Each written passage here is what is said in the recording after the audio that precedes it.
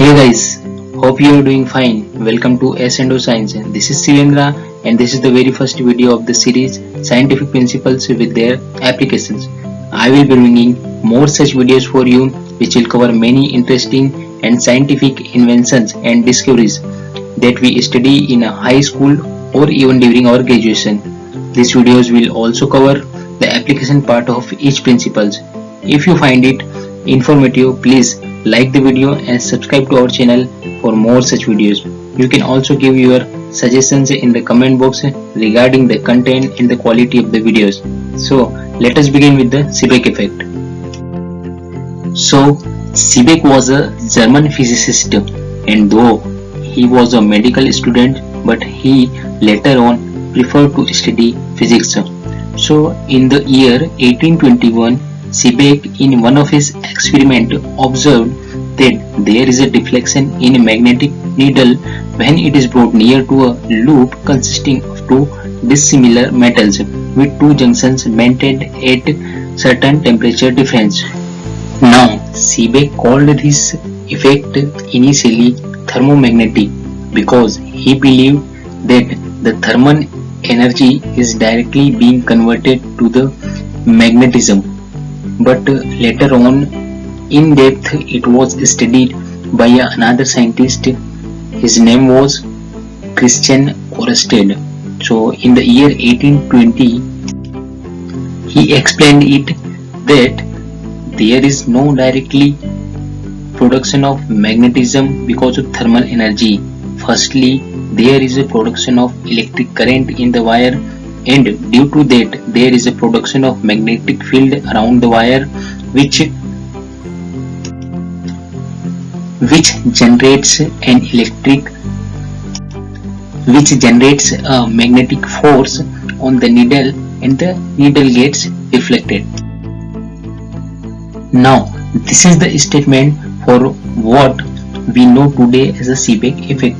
So it says there is a production of an electromotive force and consequently an electric current in a loop of a material consisting of at least two dissimilar conductors, or it is important to note that it could be semiconductors when two junctions are maintained at different temperature.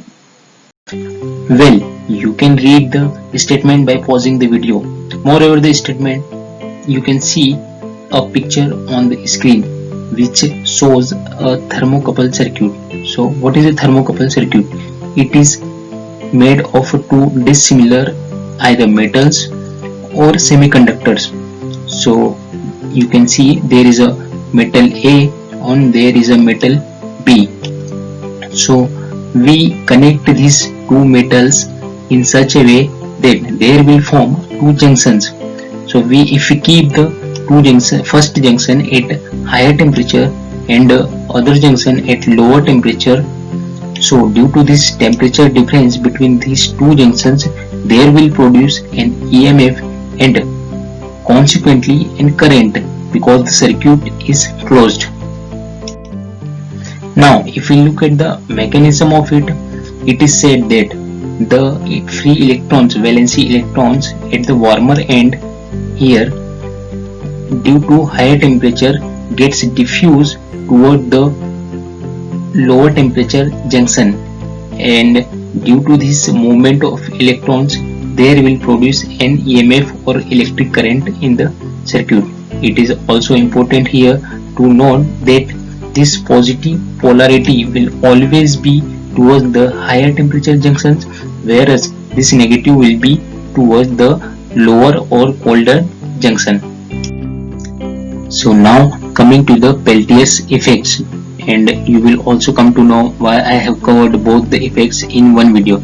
So it is exactly opposite of a Seebeck effect, and it says that when an electric current is passed through a circuit of a thermocouple, heat is evolved at one junction and absorbed at the other junctions. As you can see a thermocouple circuit over here. So when we maintain this thermocouple circuit at certain EMF or an electric voltage, there will start a movement of electrons from one end to another end, and as a result of that there will be increase in the temperature difference between these two junctions, because heat is evolving at one junction and it is being absorbed at the another junction. Now, so far we have seen that the Seebeck and Peltier effects are not so much of different phenomena by themselves, but they are the manifestation of the same physical process, and because of that both are combinedly known as Peltier-Seebeck effect or a thermoelectric effect. Hope now all the three effects are clear to you, and you have also understood that using the Seebeck effect we can produce electricity, and if we produce electricity in this way we call it thermoelectricity. It is now widely used for conversion of temperature difference into electricity or vice versa. Now you have also understood that thermoelectric effect can be used in both the ways. If we have lot of heat wastage, we can convert it into electricity, or we can also use it for thermoelectric cooling. So now coming to the application part. So the most important application of the thermoelectric effect or Peltier-Seebeck effect is thermocouples. So a thermocouple is a temperature measurement device and it also works as a temperature sensor. Well, we have other temperature measurement device like mercury in a glass tube thermometer type, but its measurement is limited to a narrow temperature range, while the thermocouple can be used for a wide range of temperatures.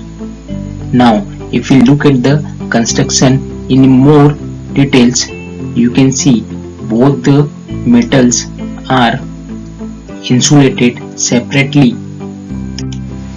Now question is, how does it works as a temperature measurement device?